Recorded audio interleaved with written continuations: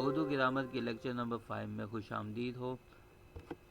Last lectures میں ہم نے اسم ضمیر کے متعلق پڑھ رہے تھے، جس میں ہم نے ضمیر شخصی کی تفصیل سے ذکر اور تعریف ہم نے دیکھی، جس میں ان کی ضمیر شخصی حالت بھی دیکھی اور صورتیں بھی دیکھی۔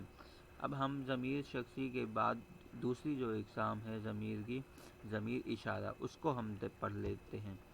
ضمیر اشارہ کا تعارف یہ ہے کہ وہ ضمیر جو کسی شخص یا جگہ یا چیز کے لیے یا چیز کے طرف بطور اشارہ کے لیے استعمال ہو، اسے ہم ضمیر اشارہ کہتے ہیں۔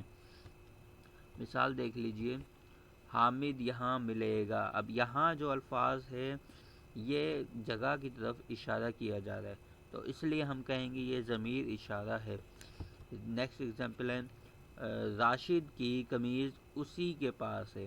اب یہاں لفظ جو ہے جملے میں اسی، یہ شخص کی یعنی راشد کی طرف اشارہ کر رہا ہے، اس لیے ہم کہیں گے یہ ضمیر اشارہ ہے۔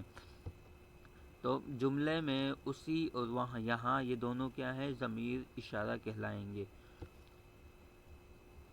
اب ضمیر اشارہ کے کچھ اقسام ہیں، جن میں ضمیر اشارہ کی دو مین اقسام ہیں۔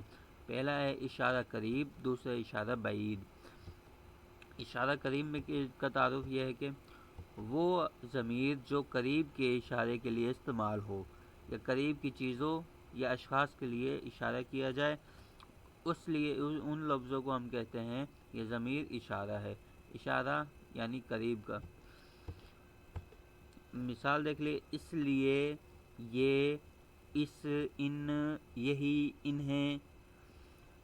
تو یہ وہ الفاظ ہیں جب بھی ہم یہ لفظ استعمال کیے جاتے ہیں، یہ نشاندہی کرتے ہیں کہ وہ چیز یا اشخاص قریب ہے، نہ کہ وہ دور ہوں۔ نیکسٹ ہے ہمارا اشارہ بعید یعنی دور کی چیزیں۔ مثال تعارف دیکھ لیجئے، وہ ضمیر جو دور کے اشارے کے لیے استعمال ہو اسے ضمیر دور کہتے ہیں۔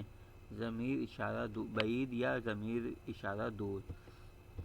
مثال دیکھ لیجئے، اس لیے، اس کے لیے، وہ، اس، ان، انہوں۔